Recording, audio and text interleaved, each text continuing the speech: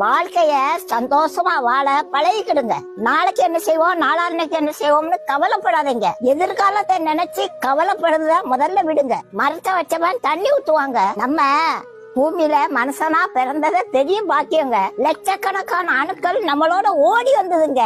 அந்த லட்சக்கணக்கான அணுக்கள்லயும் நீதான் வேணும், நீதான் வேணும், நீதான் வேணும்னு கடவுள் நம்மள பார்த்தாருங்க.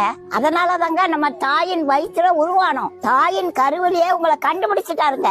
சரி, நம்ம தாய் வயிற்றுல 10 மாசம் இருந்தமே, நம்ம வேலைக்கு போய் சம்பாரிச்சா சாப்பிட்டோம். சரி, பூமியில வந்து பிறந்துட்டான், உடனே வேலைக்கு போய் சம்பாதிக்க ஆரம்பிச்சோமா?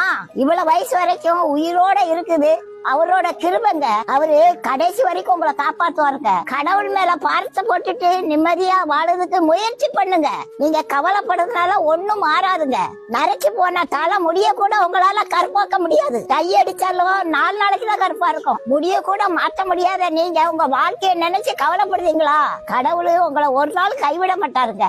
நீங்க கவலைப்பட்டீங்கன்னா கடவுளை நம்பலன்னு அர்த்தம். கடவுளை நம்பினவங்க கைவிடப்பட்டதாக சரித்திரமே இல்லைங்க.